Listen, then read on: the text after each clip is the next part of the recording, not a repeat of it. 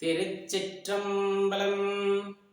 திருமலரையா திருவடிகள் போற்றி போற்றி, குருவடியும் திருவடியும் அடைகின்ற பதிவை ஆரம்பிக்கலாம் நண்பர்களே.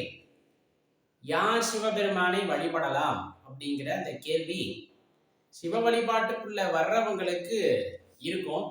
அது ஏன்னா பலரும் சொல்ல கேள்விப்பட்டிருப்பாங்க இல்லையா, பரம்பரை பரம்பரையா வழிபடுவாங்கப்பா, அல்லது அந்த குடும்பத்துல பிறந்தவங்க வழிபடுவாங்க, அந்த சிவனடியார் குடும்பத்துல வர்றவங்க வழிபடலாம், இல்லை இன்னும் சில விஷயங்களை சொல்லி இவங்கெல்லாம் வழிபடலாம், தப்பு இல்லை, நாமெல்லாம் வழிபடலாமா அப்படிங்கிற அந்த ஒரு கேள்வியை ஆரம்ப காலகட்டத்தில் நம்ம பெற்றோர்களாகட்டும் நம்ம சுற்றத்தில் இருக்கவங்களாகட்டும் எழுப்புவாங்க.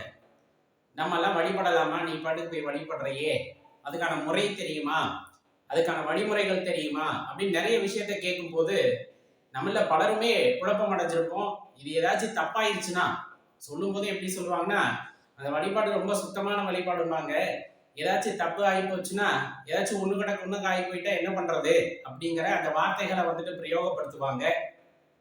இன்னும் நிறைய விதமா பயன்படுத்துவாங்க.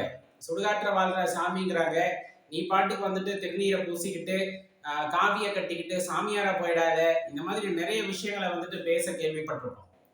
சரி, அப்ப தொன்று தொட்டு வர்றவங்க தான் சிவபெருமானை வழிபடணுமா அப்படின்னா உங்களுக்கே பதில் தெரியும். அடியார் பெருமக்களுக்கு ரொம்ப தெளிவா தெரியும்.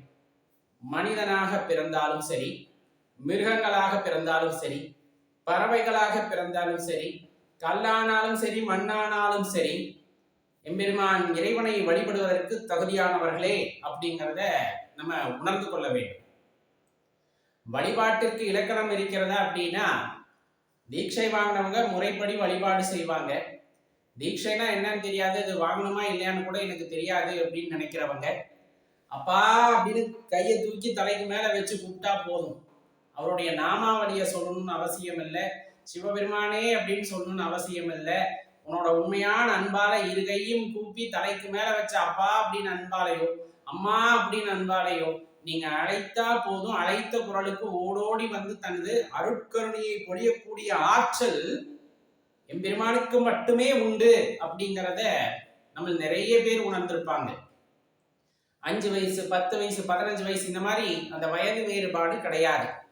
இன்ன குலத்துல பிறந்தவங்க தான் வழிபடணும் அப்படிங்கிற இலக்கணம் சிவ வழிபாட்டுல கிடையாது.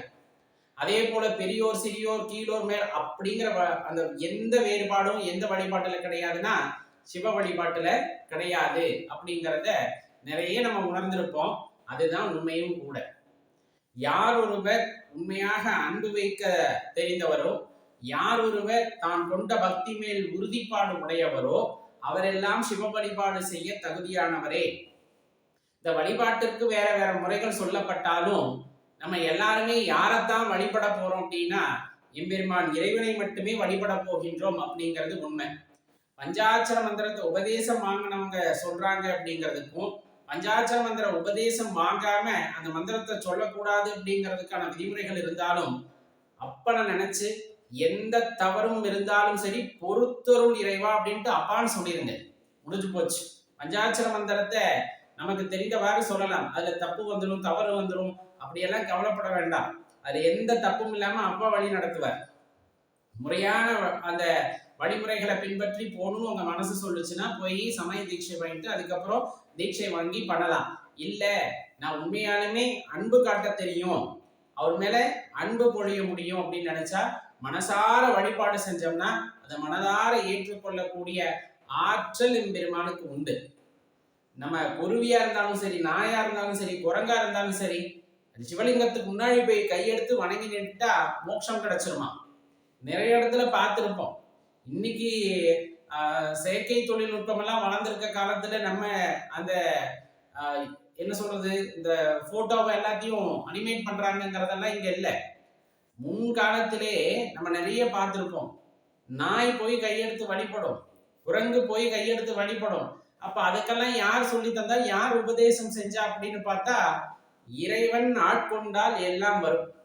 ஏன்னா இன்னைக்குமே மனிதர்கள்ல நிறைய பேர் சிவ வழிபாடு செய்யறதில்ல. புண்ணிய பூமியாம் பாரத பூமியில பிறக்கிறதே பெருசு, அவங்களுக்கு எல்லாம் இந்த வாய்ப்பு கிடைச்சிருக்கு, இருந்தாலும் அதை அவங்க உணர்ந்துக்கிறதுக்கு இல்லை. ஆனா வெளிநாடுகள்ல பிறந்தவங்க, ஐயனோட அந்த அருட்கருணையை பெற்றவங்க திருவண்ணாமலை நோக்கியும் எல்லா சிவாலயங்கள் நோக்கியும் வந்து வழிபடுகிறார்கள்னா தெளிவா புரிஞ்சுக்கணும். இறைவன் ஆட்கொண்டால், இறைவன் அனுமதித்தால் சிவாலயத்துக்குள்ளே கால் வைக்க முடியும். அது நிதர்சனமான உண்மை. நீங்க வேணா முயற்சி பண்ணி பாருங்க. உங்ககிட்ட எந்த ஒரு முடிவுமே இல்லை, இன்னைக்கு போகணும் அப்படிங்கிற முடிவு இல்லாத பட்சத்துல அந்த கோயிலுக்குள்ள போகணும் முடிவு பண்ணி பாருங்களேன். ரொம்ப கஷ்டம். போலாம் முயற்சி செஞ்சாலும் போக முடியாது. ஏதேனும் தடை வந்துகிட்டே இருக்கும். காரணம், அவரோட அனுமதி வேணும். இன்னைக்கு நான் அவரை நினைக்கணும்னாலும் அவரோட அனுமதி வேணும். அது வந்து சாதாரண விஷயம் இல்லதான். ஆனா அடியார் பெருமக்களுக்கு அது ஒரு வரம்.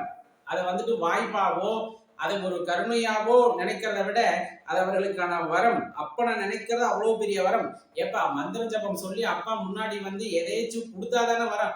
வழிபடுறதே வரம், வழிபாடே வரம், சிவ வழிபாடே வரம் அப்படிங்கிறத நம்ம மனசுல தெளிவா தெரிஞ்சுக்கணும். இன்னும் ஒரு விஷயத்த சொல்லணும் அப்படின்னா, அந்த காலத்துல இருந்து இந்த காலம் வரையிலும் குருமார்கள் தன்னால முடிஞ்ச அளவுக்கு மாணாக்கர்களுக்கு சிவ வழிபாட்டோட அருமை பெருமையை சொல்லி வளர்த்திருப்பாங்க. அவருடைய மகிமைகளை, அதை வழிபடுவதன் நோக்கம் என்ன அப்படிங்கறதெல்லாம் சொல்லி சொல்லி நம்மளுக்கு கொடுத்திருப்பாங்க. குருமார்கள் தான் சொல்ல முடியுமா அப்படின்னா கிடையாது. ஒரு சில இடங்கள்ல புத்தகம் மூலமா நிறைய பேர்த்த சென்றடைஞ்சிருக்கும். சில பேர் பரப்புரை மூலமா அவருடைய பெருமைகளை சொல்வதன் மூலமா பல பேர் கேட்டு பலன் அடைஞ்சிருப்பாங்க. அப்படி அவங்க அந்த குருமார்கள் மூலமா தான் அந்த பரப்புரைகள் நடைபெறுமானா கிடையாது. சின்ன குழந்தை அப்பாவை பார்த்து கையெடுத்து கும்பிடுது அப்படிங்கிற பட்சத்துல அதை பார்க்கிற 4 பேரு அதன் மூலமாக சில கருத்துக்களை உணர்ந்து கொள்வார்கள். சின்ன வயசுல சில குழந்தைகள் பேசும்போது அப்பா கிட்ட பேசிட்டு இருப்பாங்க நேரடியா.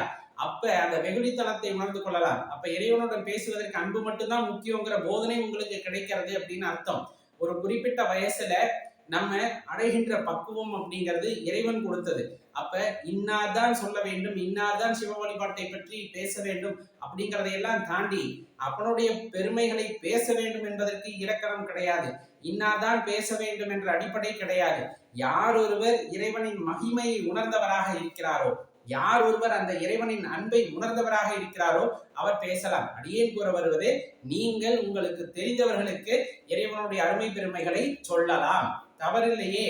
ஏன்னா நாம ஒரு இன்பத்தை அனுபவிக்கிறோம் அப்படிங்கிற பட்சத்துல இன்னாரும் பிறரும் அனுபவிக்க வேண்டும் என்று நினைப்பதே பெரிய வரம் இல்லையா?